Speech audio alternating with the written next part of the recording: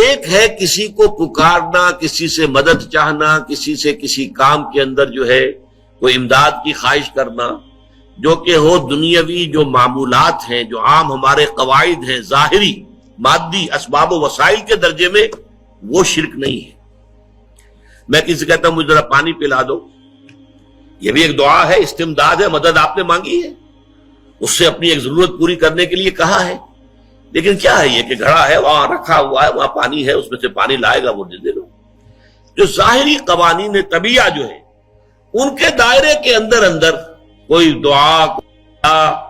کوئی استمداد، کوئی استعانت، کوئی استغاثہ، اس میں کوئی حرج نہیں۔ غیبی اعتبار سے کسی کے ساتھ بھی کوئی دعا کی جائے گی اللہ کے سوا، وہ شرک ہے۔ وہ استدعا ہو، استغاثہ ہو، استعانت ہو، استمداد ہو، استنصار ہو، کچھ بھی ہو، غیبی طور پر دنیا کے معروف طریقوں میں اور جو ہمارے طبعی قوانین ہیں ان کے دائروں کے اندر اندر مدد مانگنا، اس میں قطعاً کوئی شرک نہیں، یہ توحید ہے۔ البتہ اس میں بھی ایک باریک نکتہ ہے۔ ایک بزرگ تھے جو فوت ہو گئے، انہوں نے یہ بات مجھے جس طرح سمجھائی تھی وہ آج بھی میں ان کا مشکور ہوں کہ دنیا میں عام قاعدے قانون کے تحت بھی کسی سے کچھ کہنا کہ بھائی میرا یہ کام آپ کر دیجئے، آپ کر سکتے ہیں، ایک دفعہ کہنا جائز ہے، دوسری مرتبہ یاد دلا دینا کہ شاید بھول گئے، وہ بھی جائز ہے، تیسری مرتبہ کہنا شرک ہو جائے گا۔ تم نے یہ سمجھا ہے کہ تمہارا کام یہی کر سکتا ہے، کام کرنے والا تو اللہ ہے۔ لا فاعل فی الحقیقت ولا مؤثر الا اللہ، حضور نے فرمایا کہ اگر تمہیں جوتا باندھنے کا تسمہ درکار ہو تب بھی اللہ سے مانگو، کسی کے سامنے سوال کا جو ہاتھ جو ہے وہ دراز نہ کرو۔ اللہ نے تمہیں ایک عزت نفس دی ہے، اس عزت نفس کو دھیلا نہ بناؤ، کسی کے سامنے جو ہے اپنا ہاتھ پھیلا دینا، اپنی عزت نفس جو ہے اس کو ختم کر دینا ہے، مت مانگو کسی سے کچھ۔ لیکن یہ کہ ٹھیک ہے دنیا میں کام چلتا ہے۔ حضور کا شکی شان تو یہ تھی کہ اگر آپ سواری پر ہوتے تھے اور آپ کی چھڑی گر گئی تو سواری کو بٹھا کے اس سے اتر کر چھڑی خود اٹھاتے تھے، آپ کسی اپنے ساتھی سے یہ نہیں کہتے تھے کہ میری چھڑی پکڑا دو گے۔ آپ کی تو غیرت کا عالم جو ہے وہ بہت بلند تھا، بہت بلند تھا، بہت بلند تھا۔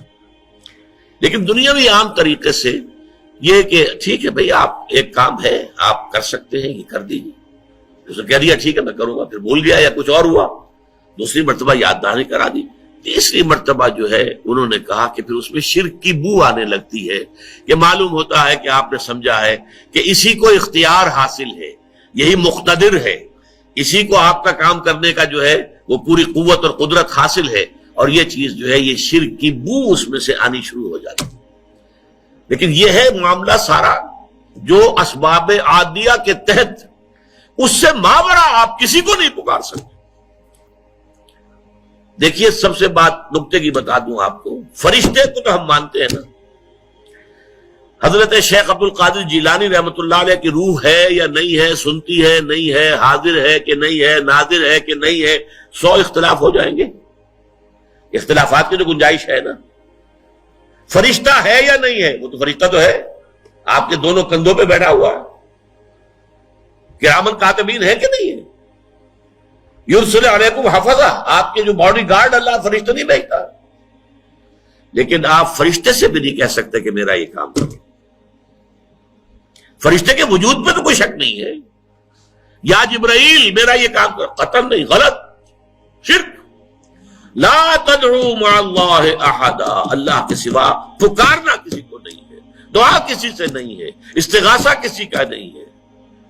استعانت کسی سے نہیں ہے، استمداد کسی سے نہیں ہے، استنصار کسی سے نہیں ہے سوائے اللہ کے۔